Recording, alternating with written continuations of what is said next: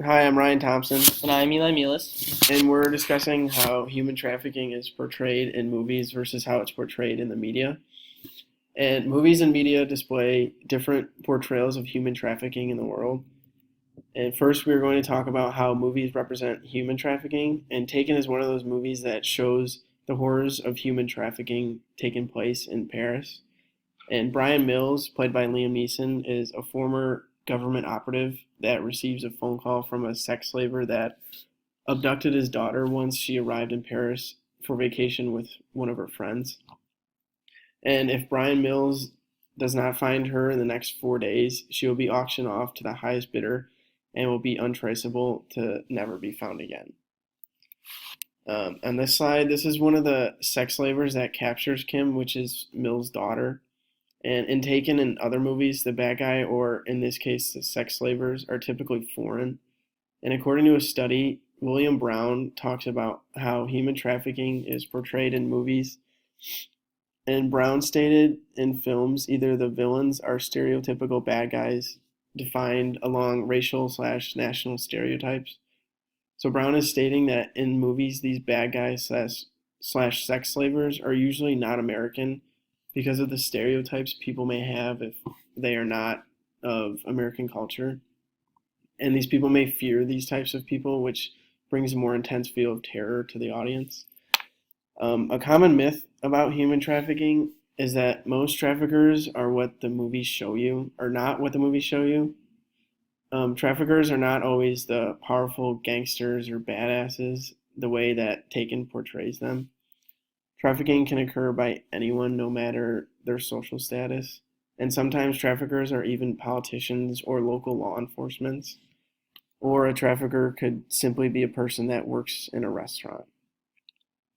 In this scene in Taken, this is where Kim is being auctioned off to the highest bidder, and one of the sex slavers actually pays $1 million to be the owner. And this is something that movies portray similarly to real life human trafficking. People pay millions of dollars to own a person and to force them to be sex slaves or whatever they want them to do.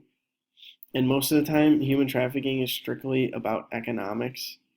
And even though families take place in human traffickings by selling their own children, they do this because they feel that there's no other option and there's no other way to take care of these kids. So human trafficking is mainly just about business. Now discussing a film called Eden, which was made in 2012. It is about a young Korean American girl who gets abducted and is forced into prostitution by domestic human traffickers. After being in the business for over a year, she then gets what you would call promoted and ends up working her way up the ranks and eventually joins her captors as a trafficker.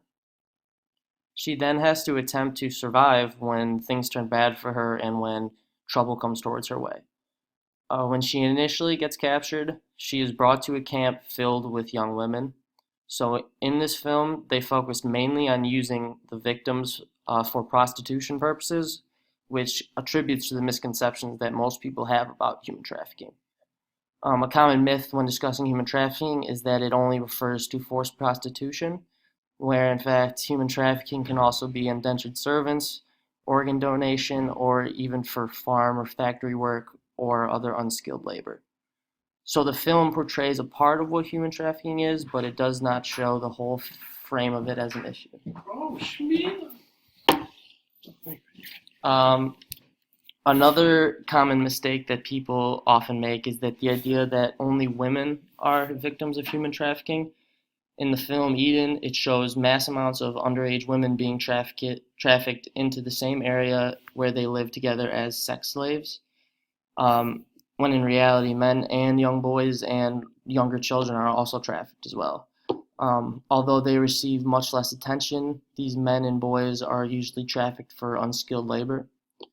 Although it may not be at the same rate that women are trafficked, men are still a part of the discussion, but they still rarely get represented in the discussion. When dealing with how the media portrays human trafficking, it has taken a proactive approach to attempt to stop human trafficking and also to make people more aware by making January the Human Trafficking Awareness Month. The overall awareness of human trafficking is alarming because most people have the wrong definitions or ideas of what human trafficking really is. Most people also do not realize that human trafficking doesn't only happen in other countries, but it does happen in the United States as well. So, in order to educate the public, the movement has taken to social media outlets such as Facebook, and it encourages individuals to learn more about it and to try and become involved in some way, shape, or form. The Facebook page defines human trafficking as a crime against humanity. It involves an act of recruiting, transporting, transferring, harboring, or receiving a person through the use of force, coercion, abduction, fraud, deception, or the abuse of power for the purpose of exploiting them for monetary gain, forced labor, and even slavery. And also another thing that people need to be aware about is that human traffickers today are not only on the streets, or in public places, but they also track people through the use of technology. Human traffickers are now reaching to children and young adults through the use of smartphones and social media outlets. So pretty much they are getting catfished into believing that they are a person that they are not, and then they get abducted when they eventually meet up. So in some ways, media has both helped and added to the issue. One other way that media portrays human trafficking is that sometimes the geographic location and the amount of advocacy for the change influences how much the crime is actually being portrayed in the media reportings.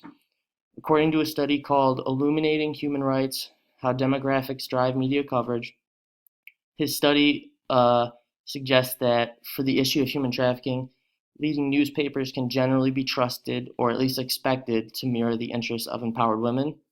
So therefore, if there was a strong advocacy and demand for the issue, then it may receive more attention. But if it doesn't get a lot of attention, then it may not be reported or publicized at all. Additionally, the study indicates that there were some indicators of privilege also being linked to the media support for government responsibility to address issues, such as human trafficking. Um, so this fact is very concerning because human trafficking is such a major issue throughout the world, and yet it may not be receiving as much attention as it should be, and the public is not aware that it can really happen anywhere and to anyone. Another way that media portrays human trafficking differently than movies is how the news brings about their stories on this issue. In an article chronicling a crisis, media framing of human trafficking in India, Thailand, and the United States of America, Megan Sobel talks about how news is being reported, and she stated that news reporting on human trafficking focused primarily on crime and on the policy sides of human trafficking rather than human rights or public health. And it also lacked the voices of the victims. They didn't really show like the victims talking about it or anything. And that might be because the victims didn't want to, or it could have just been they just didn't want to put it in there. So this is kind of how movies display human trafficking differently. Movies focus more on like the health of the person being forced into sex slavery or another type of human trafficking rather than on the laws and policies on it. Movies display how the person abducted is feeling and how hard they are struggling to hopefully get back to their normal lives. So in conclusion, as you can see, the media presents it in a way where it's trying to educate the people more about the issue and more trying to spread awareness, whereas films, they usually lean towards the stereotypical and what you would expect a trafficker to be, when in reality, it could be anybody. Anybody could be a trafficker.